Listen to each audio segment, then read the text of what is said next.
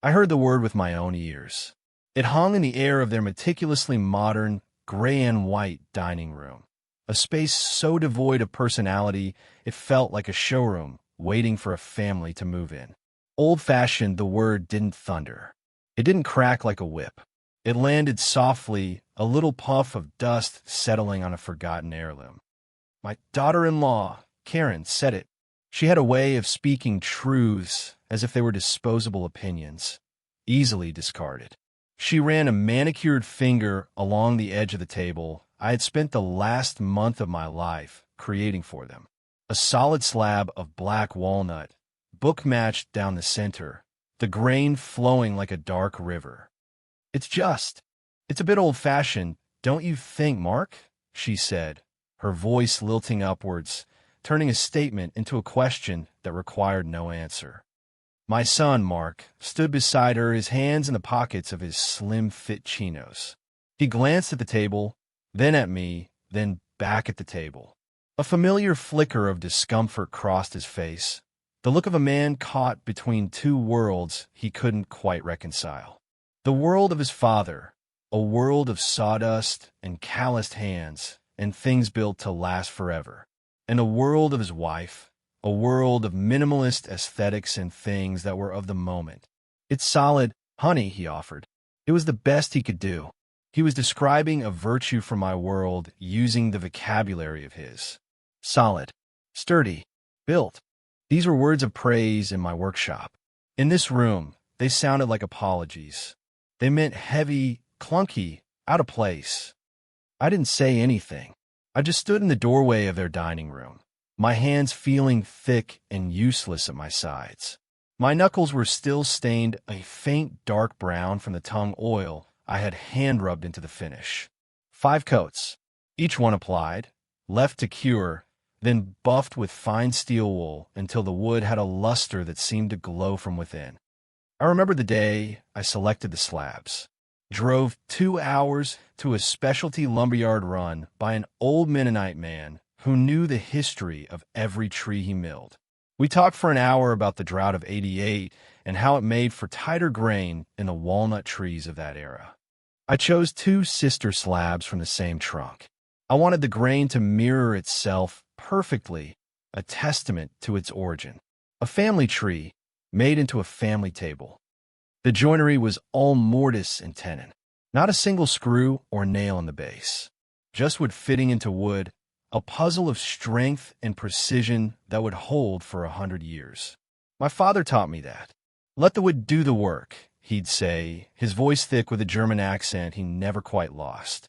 Metal is a shortcut.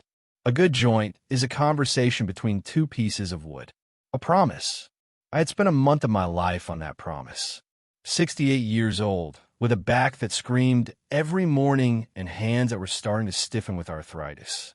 I wake up at 5, make my coffee, black, strong, and head out to the workshop behind my house. The smell of sawdust and wood polish was my morning prayer. I'd turn on a radio, usually an oldie station playing Creedence Clearwater Revival or the Eagles, and I would work. I planed the boards by hand. I cut the tenons with a Japanese pulse saw, my breath held steady. I chiseled the mortises, clearing the waste with a sharp flick of my wrist, a motion I had perfected over 50 years. When I glued the base together, I used every clamp I owned, the web of steel, and with looking like some strange industrial sculpture in the quiet of my shop. My wife, Helen, had understood this process. She would bring me a glass of iced tea in the afternoon and just watch for a few minutes, never saying much. She didn't have to. She saw the man in the work. She saw the love in the labor. But Helen was gone 5 years now, and the silence in the workshop had a different quality. It was heavier. When Mark and Karen had asked me to build it, they'd made it sound like a coronation. "Dad, we want something real," Mark had said on the phone. "Something with history. Something you made. For the grandkids to do their homework on someday." Karen had added, "Something that will be the heart of the home." So I built it. I poured all the history I had into that wood. The memory of my father's hands on mine, guiding a chisel. The echo of Helen's laughter in the workshop doorway. The imagined future of my grandson, Leo, his textbooks spread across the dark, glowing surface. I built them the heart of my home, thinking it would become the heart of theirs. And it was old-fashioned. I looked at my hands again. They didn't tremble. Not yet. I just felt a strange, sort of quiet settle over me. It wasn't anger. It was something colder, clearer. It was the feeling of a lock clicking into place. A finality. "Well," I said, and my voice sounded distant, as if it were coming from another room. "It's here now." Karen gave a tight, polite smile. "Of course, Arthur. We're so grateful. It's just bigger than we imagined." I had built it to the exact dimensions she had sent me in an email. I had the printout in my truck. I nodded. I did not correct her. I did not defend my work. The table stood in the center of the room, a dark, solid island of truth in a sea of polite lies. It was old-fashioned. It was made of real wood. It was built with skill and patience. It was everything they were not. And in that moment, I understood they hadn't been asking for a table. They had been asking for a story to tell, an anecdote about their quaint craftsman father. But the object itself, the heavy, beautiful, inconvenient truth of it, was more than they could handle. I drove home. The 2-hour drive back to my small town felt different.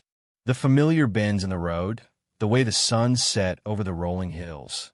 It all seemed like a landscape I was seeing for the last time, even though I knew I'd see it again tomorrow. The radio was off. The silence in the cab of my old Ford was absolute. I didn't replay the conversation. I didn't fume or curse. I just held the image of the table in that gray room. It was like a photograph, a beautiful, handcrafted thing, stranded in a place that didn't understand it. And I realized, with a clarity that was terrifying and liberating all at once, that the table was me. I had become an inconvenience, a relic, a story they told their friends. My dad's a woodworker.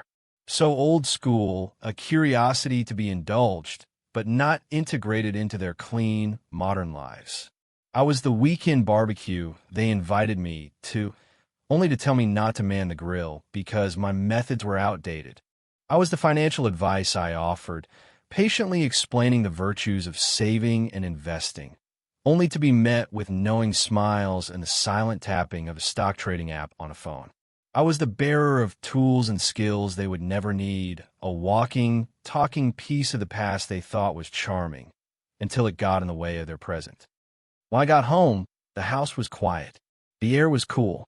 I walked through the living room, past the armchair where Helen used to sit, past the mantelpiece crowded with photos. Mark is a boy on a baseball team. Leo's first grade picture. A wedding photo, me and Helen, young and impossibly hopeful. I went into the kitchen. I didn't turn on the main light, just the small one above the sink. I opened a cupboard and took down a small, leather-bound notebook and a pen. It was a notebook I used for project sketches, for jotting down dimensions and cutting lists. I sat down on my own kitchen table, a simple oak pedestal table I built 30 years ago.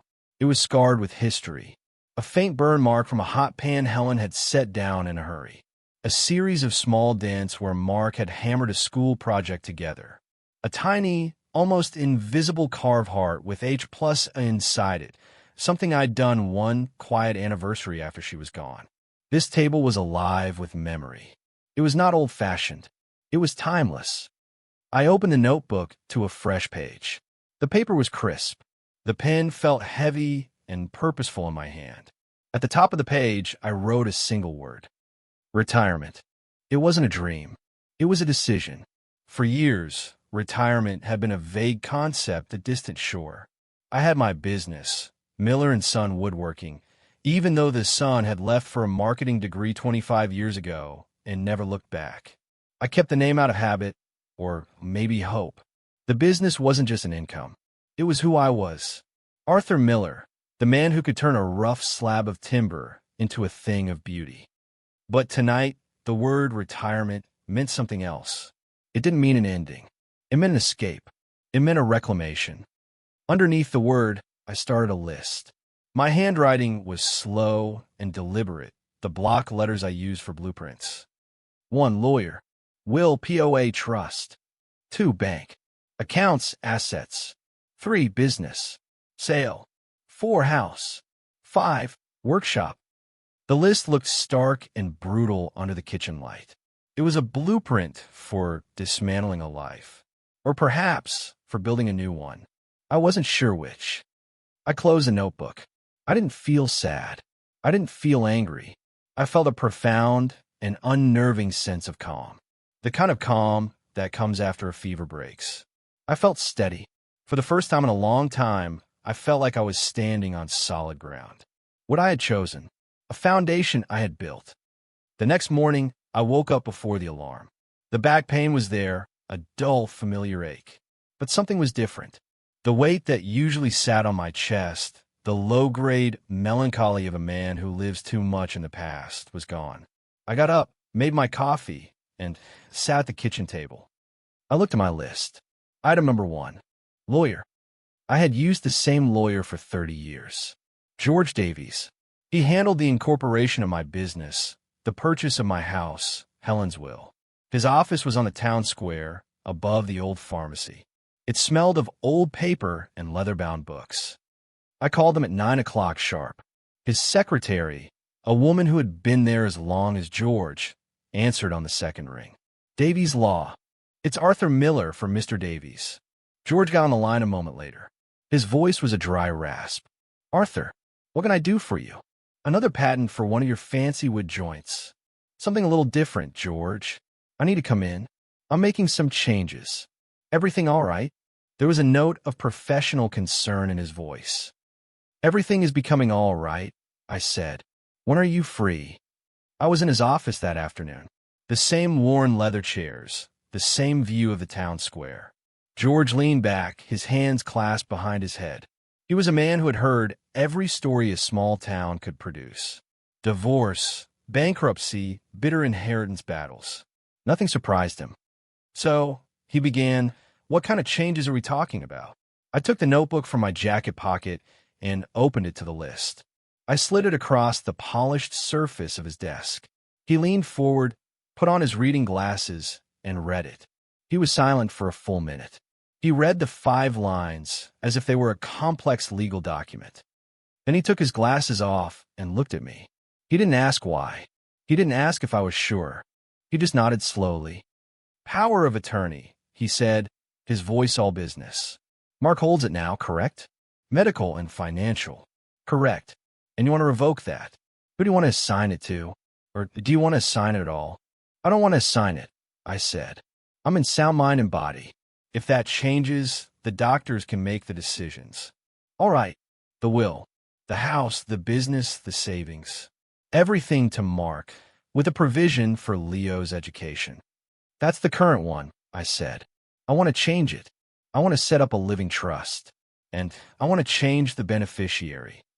George raised an eyebrow just slightly. It was the only sign of surprise he'd shown. To whom? This was the part one hadn't fully worked out. Who else was there? I had a cousin in Oregon I hadn't seen in 20 years. There were charities, but that felt impersonal. I thought my grandson, Leo. He was only 12, but he had a good heart. He was the one who would come into my workshop and ask real questions. Grandpa, how do you make the wood bend like that? What does this tool do? He had a spark of curiosity that Mark had never shown. I want the trust's primary beneficiary to be my grandson, Leo, I said, directly, to be managed by a third party of your choosing until he's 25, with stipulations. What kind of stipulations? That none of the funds can be used for the purchase of anything. Minimalist, I said. A small, dry smile touched my lips. It was a petty thought, but it felt good. No, the stipulation is that he has to use some of it to learn trade. Any trade. With his hands. Carpentry, plumbing, electrical, welding. I don't care. He has to learn to build something real. If he does that, the rest is his. If he doesn't, by the time he's 30, the entire trust goes to the local high school shop class program. George wrote this down on a yellow legal pad. His pen scratched across the paper. And Mark? He asked quietly. Mark gets my father's watch, the one I wear now, and my blessing. Nothing else.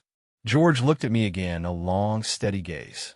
He was looking for signs of coercion, of dementia, of irrational anger. He saw none. He saw a man who had made a decision. "All right, Arthur," he said, tapping his pen on the pad. "I'll have the revocation documents ready to sign by tomorrow. The trust will take a bit longer to draft. I'll need a list of all your assets." I left his office and walked out into the afternoon sun. I felt lighter than I had in years. The air seemed cleaner. The colors of the world sharper. I had taken the first step. I had redrawn the blueprint. The next day, I went to the bank. Item number 2. I sat with the branch manager, a young woman named Sarah, who was always patient and kind. I explained that I wanted to close my joint savings account with my son and open a new one in my name only. I wanted to consolidate my retirement funds into a single, manageable portfolio. She clicked away at her computer, her brow furrowed in concentration. "We'll need Mark's signature to close the joint account, Arthur," she said, looking up apologetically. "No, you don't," I said calmly. "I checked the paperwork when I opened it. It's in an or account. Either of us can make withdrawals or close it. I'm choosing to close it." She looked surprised, then checked her system again. "You're right," she said. "My apologies." I signed the forms. I watched as she transferred the balance, a sum I had spent 40 years saving, into a new account that was mine and mine alone. I took the new bank book. It was crisp and clean. It felt like a passport. That evening, my phone buzzed. A text from Mark. "Hey, Dad, just checking in. Haven't heard from you. Everything okay?" I looked at the message. The casualness of it. The lack of awareness. It was a text you send when you remember you haven't watered a plant. I didn't reply. I held my finger over the message, and then I pressed delete. The little digital puff of smoke as the message vanished was deeply, profoundly satisfying. Item number 3. The business. This was harder. It was my name, my identity. Miller and Son. I had a small crew, 2 good men, carpenters I'd trained myself. I had a long list of clients who trusted me. But the thought of taking on another custom kitchen, another built-in bookcase, another project that would be judged by the fleeting standards of a home design magazine, it felt impossible now. I called my lead carpenter, a man named Dave. He'd been with me for 15 years. "Dave, it's Arthur." "Hey, boss. What's up? Need me to come in early tomorrow?" "No. Actually, I need you to meet me at the workshop. And bring Luis." They arrived an hour later, their faces etched with confusion. I had them sit down on a couple of unfinished stools. I made them coffee. "I'm retiring," I said. "No preambit." They stared at me. Dave, a big man with a graying beard, looked like I had just told him the sky was turning green. "Retiring?" "Like for good." "For good," I confirmed. "And I want to sell the business. To you 2-inch. They exchanged a look of shock and dawning excitement. "Boss, we can't afford to buy you out," Luis said, his voice quiet. "You're not buying me out," I explained. "I'm giving it to you. The name, the client list, the ongoing jobs. You take over the lease on the workshop. You finish the work. You build the business into your own. I'm keeping my personal tools. Everything else is yours." Dave shook his head, speechless. "Arthur, why?" "Because you're good men. You're good carpenters. You deserve it. And I'm tired." That was the truest thing I had said all day. I was tired, not of the work, but of the reason I was doing it. We spent the next few days with George Davies, drawing up the papers. A simple transfer of ownership. I didn't take a dime. My payment was the look on their faces, the knowledge that Miller and Son would become D&L Carpentry, and that the legacy of good work would continue, but the legacy of my own family's involvement was officially over. During those days, my phone buzzed more and more. First Mark, then Karen. Dad called me, getting a little worried. "Arthur, Mark is worried sick. Please let us know you're okay." Did we do something wrong? If this is about the table, I'm sorry. It was a stupid thing to say. I read each message. I saw the progression from casual check-in to mild annoyance to performative concern. I saw the apology that wasn't an apology, but an attempt to solve a problem. An attempt to make the inconvenience of my silence go away. I deleted every single one. Then the voicemail started. Mark's voice, tight with frustration. "Dad, for God's sake, pick up the phone. This isn't funny. I'm close to driving down there." Let him come, I thought. The door is locked. Item number 5. The workshop. I had put off the house. The workshop felt more important. It was the heart. I spent a full day in there. The radio was off. The only sound were the shuffle of my feet on the concrete floor and the clink of metal on metal.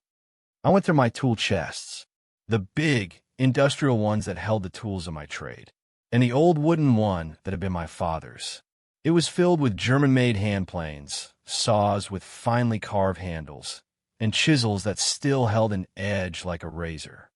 I had always imagined a day when I would give these tools to Mark, a ceremonial passing of the torch. I'd show him how to use them, just as my father had shown me. But Mark had never been interested. His hands were soft. He used his mind, he said. He built marketing campaigns, not cabinets. I had kept a separate set of tools, duplicates of my favorites, in a smaller toolbox. A starter set. It was for my son, for a future that never materialized. I opened the box. The tools were pristine. A brand new hammer. A gleaming set of chisels. A block plane, its blades still coated in protective oil. I took each tool out one by one. I wiped them down with a soft oilcloth, even though they were already clean. I was polishing a memory. I was saying goodbye to a ghost. Then I placed them back in a box, closed the lid, and slid it under a workbench.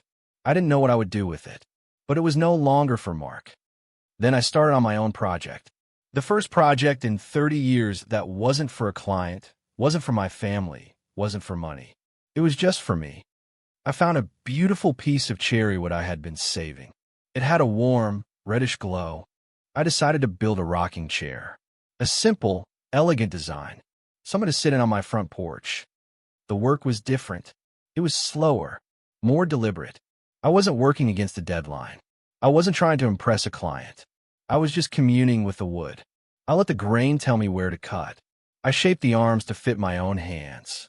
I curved the rockers until they had the perfect, gentle sway. A week into the project, a car pulled into my driveway. Not Mark's SUV, a smaller sedan. My grandson, Leo, got out of the passenger side. His mother, Karen, was driving. She didn't get out. She just stared at the house through her sunglasses.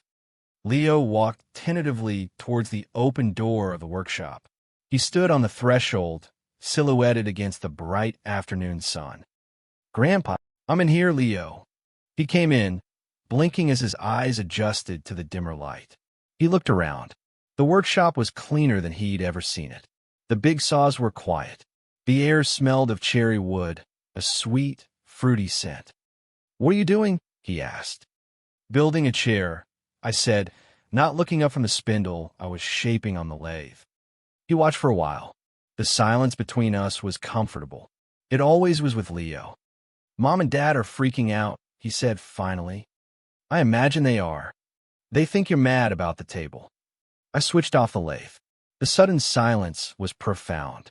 I turned to him, wiping my hands on a rag. "I'm not mad, Leo."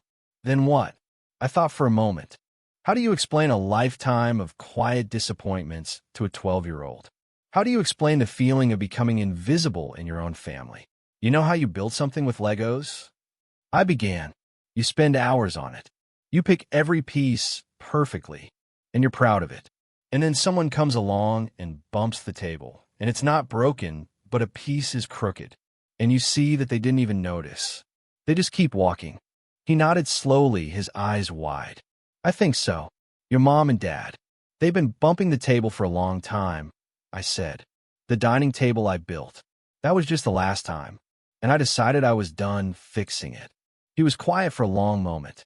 He walked over and touched the unfinished arm of the rocking chair. "I'm sorry," he said, and his voice was so full of genuine sorrow that it almost broke my heart. I heard what Mom said. It was a stupid thing to say. I thought the table was beautiful. It looked like something a king would eat at. I felt a warmth spread through my chest. It was validation. Simple, honest, and freely given. It was all I had ever wanted. Thank you, Leo, I said, my voice a little thick. That means a lot to me. Are you? Are you going to talk to them? Eventually, I said. But not yet. They need to sit in the quiet for a while. They're not used to it. He nodded, as if this made perfect sense. He stayed for another hour. I showed him how the lathe worked. I let him use a piece of sandpaper to smooth a scrap of wood. His hands were small but careful. He had a good touch. When he left, he hesitated at the door. Grandpa, that box of tools under the bench. The new ones. Who are they for?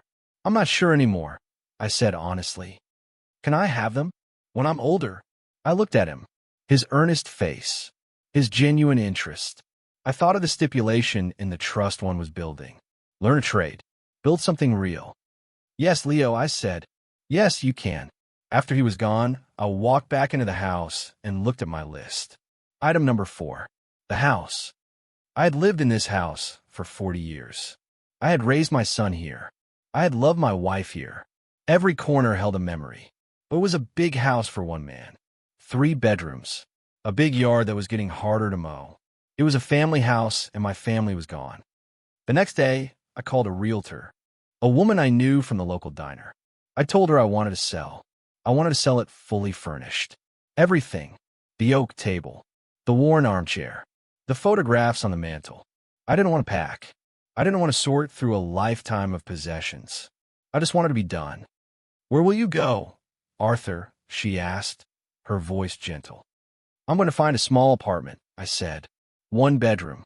A balcony for a couple of chairs. That's all I need. And then a thought, unbidden, came to me.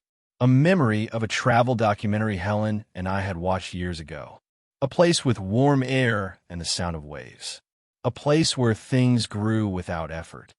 Or maybe, I added, the idea taking root even as I spoke it. Maybe I'll go to Costa Rica. The words felt foreign and exhilarating. Costa Rica. Pura vida. The pure life. It sounded like a good name for a workshop. The for sale sign went up in my yard a week later. That's what it took for Mark to finally drive down. He didn't call. He just appeared.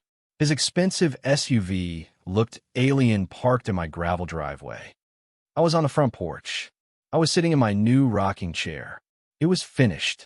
The cherry wood glowed in the late afternoon sun. I had a glass of iced tea on the small table beside me. I rocked gently, watching him get out of his car. Karen was with him. They stormed up the walkway, their faces a mask of anger and confusion.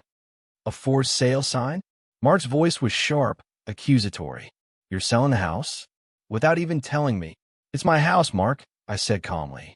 My voice didn't waver. I didn't stop rocking. And the business? I got a letter from George Davies. You sold the business? For nothing? Dad, have you lost your mind? Karen stood behind him, her arms crossed. This is about the table, isn't it? She said, her voice dripping with resentment. This is the most childish, passive-aggressive thing I have ever seen. You're punishing us. I finally stopped rocking. I looked at her, and for the first time, I felt nothing. No anger, no fit, just a vast, empty distance. No, Karen, I said, my voice quiet and even. I'm not punishing you. Punishment implies that I want your behavior to change. I don't. I've accepted it. I turned my gaze to my son. You're right. I'm selling the house. And I sold the business. And I revoke your power of attorney. And I've changed my will. Mark's face went pale. You what? I'm simplifying my life, I said, using their own language against them. You've both been telling me for years that my life is too complicated. My methods are too old-fashioned. My things are too sentimental. You said I needed to modernize, to streamline. So I am. I'm taking your advice. I let that sink in. The silence was thick with everything they had never understood. You call my life's work old-fashioned. I continued, my voice still level. You stood in front of a piece of my soul, something I made for you with my own 2 hands, and you dismissed it. You didn't see the month of my life I gave you. You didn't see the love, the history, the craft. You saw an object that didn't match your decor. An inconvenience. And in that moment, I decided to believe you, I said. I decided you were right. It is old-fashioned, and so am I. And I have no place in your modern world. So I'm removing myself from it. I'm not doing it to hurt you. I'm doing it to save myself. Mark just stared at me, his mouth slightly open. He looked like a boy who had just been told a fairy tale wasn't real. But this is our home, he stammered. My home. It was your home. I corrected him gently. It's been my house for a long time now. And soon, it will be someone else's. You have your own home, Mark. The gray one. The modern one. Go live in it. Karen finally spoke, her voice shaking with rage. You can't do this, Arthur. It's cruel. Is it? I asked. Is it more cruel than making a man feel like a ghost in his own life? Is it more cruel than taking his gifts and calling them a burden? I don't think so. This isn't cruelty. It's just a consequence. It's the final joint in a piece of furniture. It makes everything solid. I stood up from my rocking chair. I was taller than I felt. I'm going inside now. I have things to do. I wish you both well. I didn't wait for a reply. I walked to my front door, opened it, and stepped inside. I closed it gently behind me. I didn't slam it. There was no anger left for that. I just clicked it shut. I leaned against the cool wood of the door and listened as their angry, confused voices faded, followed by the sound of a car, door slamming, and an engine roaring to life. The house sold in 2 weeks. I took the offer from a young family with 2 small children. The wife cried when she walked through it. It feels so loved, she said. I left them the oak table.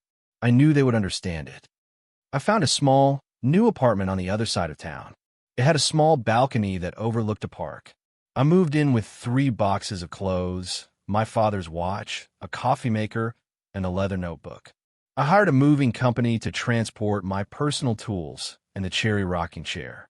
They were the only furniture I brought with me. My workshop was now in a rented storage unit. It was smaller, but it was mine. I set up a single workbench and my lathe. The rest of my tools remained carefully packed. My new life was simple. I woke up, made coffee, and sat on my balcony in a rocking chair, even when the mornings were cold. I read books from the library. I took long walks. I started talking to my old friend Sal from the VFW Post again, meeting him for coffee at the diner. He'd been a Marine in Korea. He understood silence. He understood deciding you were done. He never asked about my family. We just talked about baseball and bad knees. I didn't go to Costa Rica. I realized I didn't need to. Costa Rica wasn't a place. It was a state of mind. It was a quiet morning on a balcony with a cup of coffee and no expectations. It was the freedom from being an afterthought. I had found my pura vida in a 1-bedroom apartment on the edge of a town I had lived in my whole life. Leo called me once a week from his own phone. He told me about school. He asked me about different types of wood. I told him I'd take him fishing soon. One day, a letter arrived. It was addressed in Mark's handwriting. It wasn't a card. It was a thick envelope. I recognized the stationery. It was from my old desk in the house. I sat with it for a long time. I put it on the small table I had bought from my balcony. I drank my coffee. I watched the people walking their dogs in the park. I didn't know what it said. An apology? An accusation? A demand? It didn't matter. The old me would have torn it open, his heart pounding, desperate for a sign of remorse. The new me was in no hurry. The letter could wait. I had a rocking chair to sit in. The sun was warm on my face. The coffee was strong and black. The wood beneath me was solid, smooth, and shaped by my own 2 hands. It was a promise I had made to myself, and a promise I had kept. I closed my eyes. I wasn't waiting for an apology. I wasn't waiting for them to understand. I wasn't waiting at all. I was just living, and it was enough. The silence wasn't empty anymore. It was full. It was peaceful. It was mine.